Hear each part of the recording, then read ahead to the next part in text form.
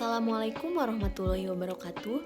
Perkenalkan, nama saya Syara Alfia Fitriani dengan NIM 11920200243, kelas 5F, jurusan Pendidikan Agama Islam. Fakultas Tarbiyah dan Keguruan, Universitas Islam Negeri Sunan Gunung Jati, Bandung.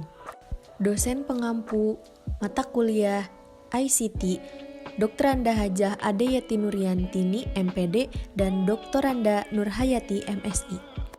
Di sini saya akan menjelaskan video pembelajaran yang berjudul Pendidikan Mendorong Integrasi Bangsa. Pembahasan pertama yaitu pengertian pendidikan, yang kedua fungsi dan tujuan pendidikan, yang ketiga pendidikan sebagai hak asasi manusia, yang keempat lingkungan pendidikan, yang kelima pengertian integrasi bangsa, yang keenam peran pendidikan dalam mendorong integrasi bangsa, dan yang terakhir yaitu strategi pendidikan untuk mendorong integrasi bangsa. Pembahasan pertama yaitu pengertian pendidikan. Pendidikan berasal dari bahasa Latin educare yang berarti keluar. Pendidikan adalah proses membimbing manusia dari kegelapan, kebodohan menuju kecerahan, pengetahuan atau dari tidak tahu menjadi tahu. Dalam arti luas, pendidikan baik formal atau informal meliputi segala hal yang memperluas pengetahuan manusia tentang dirinya sendiri. Pembahasan kedua yaitu fungsi dan tujuan pendidikan, fungsi laten dan fungsi manifest. Fungsi manifest sudah terdapat dalam kurikulum, sedangkan fungsi laten tidak tercantum kurikulum. Menurut Paul B. Harton dan Chester L. Huni, fungsi manifest yaitu 1. Mempersiapkan masyarakat untuk dapat mencari pekerjaan. 2. Mengembangkan bakat seseorang. 3. Sebagai tempat terjadinya sosialisasi kebudayaan kepada warga masyarakat. Selanjutnya yaitu pendidikan sebagai hak asasi manusia. Di Indonesia, secara yuridis formal, perolehan hak asasi manusia di bidang layanan pendidikan telah termuat dalam UUD 1945, Undang-Undang Nomor 2 Tahun 1989 tentang Sistem Pendidikan Nasional ataupun GBHN 1993.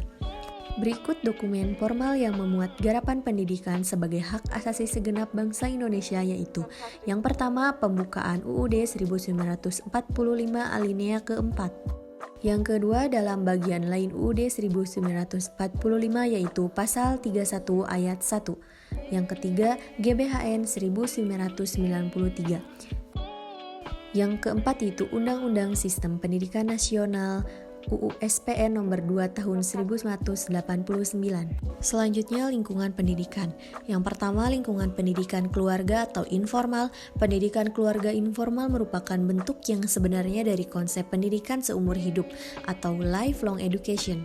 Yang kedua yaitu lingkungan pendidikan sekolah formal. Pusat pendidikan formal adalah sekolah yang merupakan perangkat masyarakat dengan diserahi kewajiban dan menjalankan tugas-tugas pendidikan perangkat itu di kota. Dan yang ketiga yaitu lingkungan pendidikan masyarakat non-formal. Pendidikan di lingkungan masyarakat di luar sekolah, istilah yang umum digunakan untuk menyebut pendidikan itu adalah non-formal. Selanjutnya yaitu pengertian integrasi bangsa. Integrasi bangsa adalah penyatuan atau pembauran suatu bangsa sehingga menjadi satu kesatuan yang utuh. Berintegrasi nasional berarti sama dengan konsep menyatukan bangsa dengan kesederhanaan. Menurut KBBI, integrasi adalah pembauran sampai menjadi satu kesatuan yang bulat dan utuh. Adapun kata nasional berarti bangsa. Integrasi nasional merupakan upaya penyatuan berbagai perbedaan seperti kelompok budaya dan kelompok suku dalam suatu wilayah sehingga membentuk kesatuan. Selanjutnya yaitu peran pendidikan dalam mendorong integrasi bangsa. Peran pendidikan dalam membangun integrasi bangsa sangatlah penting karena apabila tidak ada orang yang berpendidikan, maka tidak ada pula orang yang berjiwa pembangun, memiliki jiwa persatuan.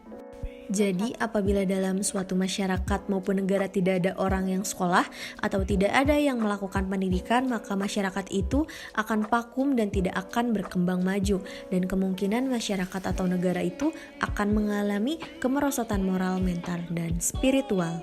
Pembahasan terakhir yaitu strategi pendidikan untuk mendorong integrasi bangsa. Yang pertama yaitu tidak berperilaku rasis, yang kedua memberikan kebebasan beragama kepada orang lain, yang ketiga bertindak adil kepada sesama, Yang keempat, bertindak sesuai peraturan yang berlaku baik di sekolah, masyarakat berbangsa dan bernegara. Yang kelima yaitu menumbuhkan sikap tenggang rasa. Mungkin cukup sekian yang dapat saya sampaikan. Semoga bermanfaat, kurang lebihnya mohon maaf. Wallahul muwaffiq ila aqwamit thoriq. Wassalamualaikum warahmatullahi wabarakatuh.